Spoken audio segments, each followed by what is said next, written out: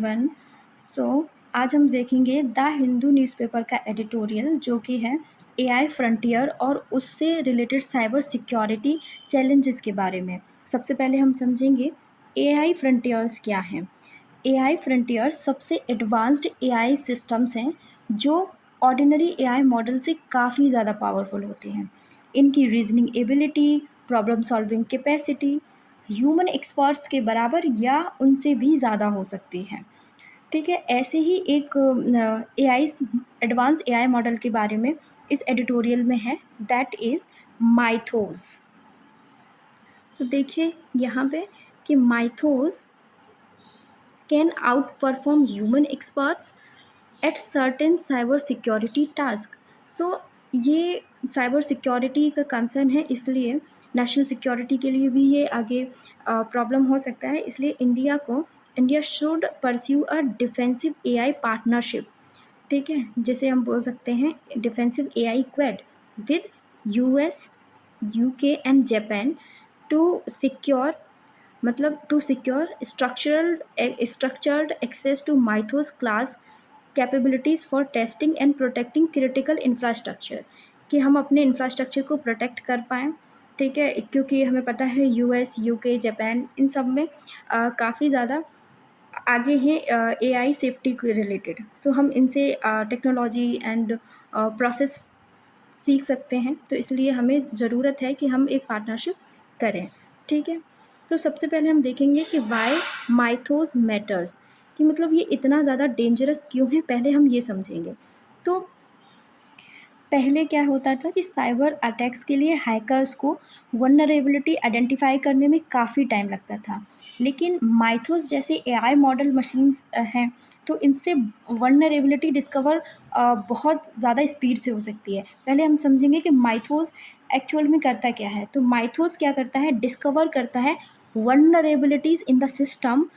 ठीक है, माइथोस क्या कर सकता है, डिस्कवर करता है वल्नरेबिलिटी इन सिस्टम जो कि कैन नॉट बी एक्सप्लेन्ड और understood, even not even known to exist. ये भी नहीं पता है ह्यूमन ऑपरेटर्स को कि वो एग्जिस्ट भी करती है, ये माइथोस करता है।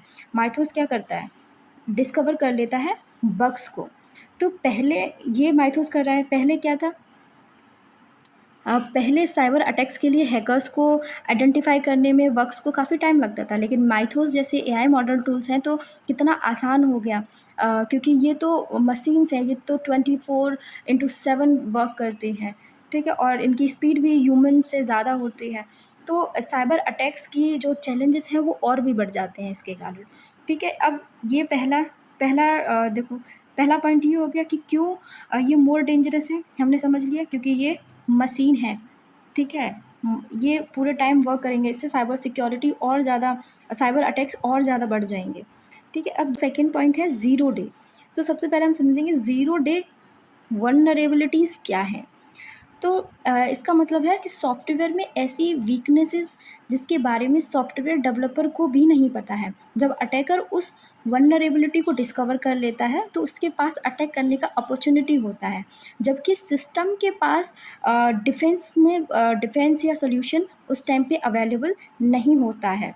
तो वही चीज़ है कि अनडिस्कवर्ड बग को फाइंड आउट करते हैं जो that no one knows exist. ठीक है, इससे क्या होता है कि एक्सप्लॉइट किया जा सकता है आपकी डेटा को और डिवाइसेस को, और उससे डिवास्टेटिंग कॉन्सिक्वेंसेस आ सकते हैं। ठीक है, ये एक सीरियस कंसर्न है किसके लिए, मॉरल हैजार्ड और नेशनल सिक्योरिटी के लिए। ठीक है, अब नेशनल सिक्योरिटी के लिए कैसे, क्योंकि हमें पता है कि अब इंडिया में ज़्यादातर चीज़ें क्या हो रही हैं, डिजिटलाइज हो रही हैं। तो हमारा आधार का डेटा हो गया, गवर्नमेंट का डेटा हो गया, बैंकिंग का डेटा हो गया, सब कुछ ऑनलाइन ही है। अगर ऐसे मॉडल्स काम करेंगे तो एक नेशनल सिक्योरिटी के लिए ऑफ कोर्स ये थ्रेट है, बहुत बड़ा थ्रेट है। ठीक है, अब देखते हैं कि माइथोस की जो ऑफेंसिव कैपेबिलिटीज़ हैं, ऐसा नहीं है कि इनको डेलिबरेटली इंजीनियर्ड किया गया है, ये बाय प्रोडक्ट है किस चीज़ का, एडवांस्ड रीजनिंग और ऑटोनोमस एग्जीक्यूशंस का।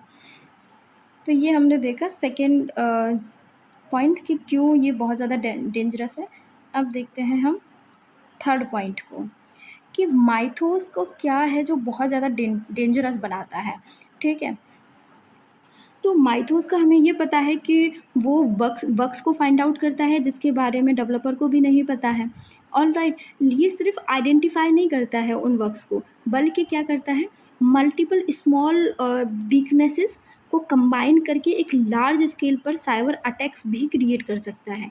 तो ये और भी ज़्यादा डेंजरस है। लाइक देखिए कि माइथोस ऑटोनोमसली चेन मल्टीपल लो सीवियरिटी वर्नरेबिलिटीज़, ठीक है, जो कि अदरवाइज़ क्या करी जाती थी, इग्नोर कर दी जाती थी। अब वो उसमें सिंगल और एक डिस्ट्रक्टिव अटैक क्रिएट कर सकता है उससे, ठीक है, और एक्सप्लॉइट कर सकता है ऑटोनॉमसली। कंप्लीटली ये डिफरेंट है, बहुत ही ज़्यादा डॉन्टिंग है, डेंजरस है। ऑलराइट, ये इसका तीसरा चैलेंज है। चौथी जो चीज़ है दैट इज़ विदाउट फॉर्मल।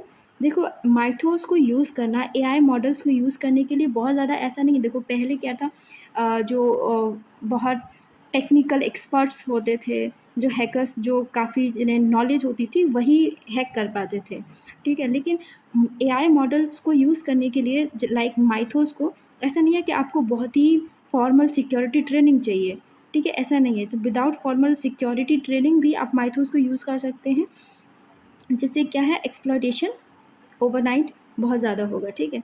तो मतलब समझिए ये आपका फोर्थ तो चैलेंजेस हैं इसके रिगार्डिंग, ठीक है। तो अब इंडिया को इसके लिए क्या होना चाहिए, प्रिपेयर होना चाहिए। तो सबसे पहले हम देखेंगे कि क्या वीकनेसेस हैं इंडिया की। ये हमें पता है कि हमारा यूपी आधार, ठीक है, अकाउंट एग्रीगेटर फ्रेमवर्क, ठीक है, ये सब कुछ हमारा डिजिटल है, ठीक है। पर बहुत बार क्या होता है कि जो ये सारे बैकएंड के सिस्टम हैं, स्पेशली इन पब्लिक सेक्टर्स, ठीक है, स्टेट गवर्नमेंट, और ये सब क्या करते हैं, आउटडेटेड टेक्नोलॉजीज़ पे डिपेंड होते हैं। और जैसा कि हमें पता है कि जो आउटडेटेड टेक्नोलॉजीज़ होती हैं, उन पे खतरा और ज़्यादा होता है, वो और ज़्यादा वीक होती हैं, अ, और ज़्यादा क्या कहते हैं, आउटडेटेड टेक्नोलॉजी वाले और ज़्यादा वल्नरेबल होते हैं इन साइबर अटैक्स की, ठीक है। तो अभी हमने ये तो देखा कि इंडिया ने आधार, यूपीआई, डिजिटल बैंकिंग, सब कुछ world class digital ecosystem create किया है, लेकिन हमारा ध्यान जो है वो सिक्योरिटी पे नहीं है। ये चीज़ हमने देखा। देखो अभी इसीलिए हमें क्या ज़रूरत है, हम लैग कहाँ पे कर रहे हैं, एआई सेफ्टी इंस्टीट्यूट्स पे। देखो यूके, यूएस, इन सब के पास में वर्ल्ड क्लास इंस्टीट्यूशन है to evaluate frontier AI systems. तो हमें भी ज़रूरत है कि हम भी सेफ्टी पे ध्यान दें, एक एआई सेफ्टी इंस्टीट्यूट क्रिएट करें, ठीक है। अब जैसे हमारा इंडिया एआई मिशन था, जिसका प्योरली फोकस किस चीज़ पे था, डेवलपमेंट पे था, ठीक है, rather than the safety evaluation, all right। उसके अलावा ये देखिए, जो माइथोस का एरा आएगा तो उसमें एक बहुत ही ज़्यादा डेंजरस मिसमैच देखने को मिलेगा। मिसमैच किस तरीके का, कि जहाँ पे अटैकर की जो स्पीड है, attackers can move at machine speed and exploit, ठीक है, but just a minute, vulnerability वो फाइंड आउट कर सकते हैं कितने, विद इन आवर्स, ठीक है। तो इसी वजह से, और लेकिन उसको ठीक नहीं, उसके लिए जो रेमेडीज़ है, डिफेंसिव है, वो इतना जल्दी अवेलेबल नहीं है उन वल्नरेबिलिटीज़ को ठीक करना, बट अटैक बहुत ज़्यादा हो जाएंगे। तो ये बहुत ही डेंजरस अनबैलेंस है। तो इसीलिए इंडिया को ज़रूरत है किसकी, फ्रंटियर एआई अकाउंटेबिलिटी फ्रेमवर्क की, ठीक है। अब देखिए कि कोई भी एआई की कंपनी है जो इंडिया में ऑपरेट कर रही है, ठीक है, उसका अच्छे से डिस्क्लोज़ करिए कैपेबिलिटीज़, इवैल्यूएशन का, ये सब चीज़ें ध्यान देनी है, ठीक है। अब क्या है आगे, कि जब इसका कंसर्न क्या है कि जब माइथोस क्लास की जो मॉडल हैं ओपनली डाउनलोडेबल होंगे, ठीक है, तब क्या होगा, no defensive measure sort of pre emptive patching help.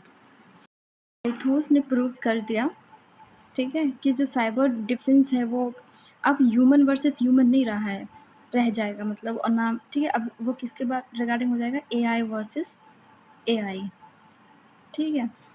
तो आ, इस अटैकर की स्पीड मैच करने के लिए ज़रूरी है कि इंडिया सिक्योर करे डिजिटल इकोनॉमी, ठीक है। इसके आगे देखें कि जो कॉस्ट ऑफ फाइंडिंग 0 डेज़ है, मतलब जो वल्नरेबिलिटीज़ फाइंड करने की कॉस्ट है, वो तो कोलैप्स होती जा रही है, लेकिन cost of patching is not. ये भी एक इश्यू है इसका, ठीक है? तो इसीलिए डिमांड है फास्ट स्पेंडिंग की, रेगुलेटरी कोऑर्डिनेशन की, ठीक है? जिसके लिए इंडिया को प्रिपेयर रहना चाहिए। सो एडिटोरियल का कंक्लूज़न क्या है कि फ्यूचर में जो साइबर वारफेयर है वो ह्यूमन वर्सेस ह्यूमन नहीं, बल्कि एआई वर्सेस एआई हो सकता है। इसीलिए इंडिया को एआई इनोवेशन के साथ साथ एआई सेफ्टी और साइबर सिक्योरिटी के लिए प्रिपेयर रहने पे भी इक्वली फोकस करना चाहिए, ठीक है? इस 20th सेंचुरी में हमने क्या देखा था कि मिलिट्री के ऊपर बहुत ज़्यादा फोकस था, तो अभी 21st सेंचुरी की डिमांड क्या है? एआई के लिए प्रिपेयर होना, सेफ्टी उसके लिए, तो उसके रिगार्डिंग भी हमें इंटरनेशनली कोऑर्डिनेशन बनाना चाहिए, ठीक है? So this is all about today's editorial. I hope आप सबको समझ आया होगा, एंड अगर मेरा एक्सप्लेनेशन अच्छा लगा है तो please like, subscribe and share to your friends. Thank you.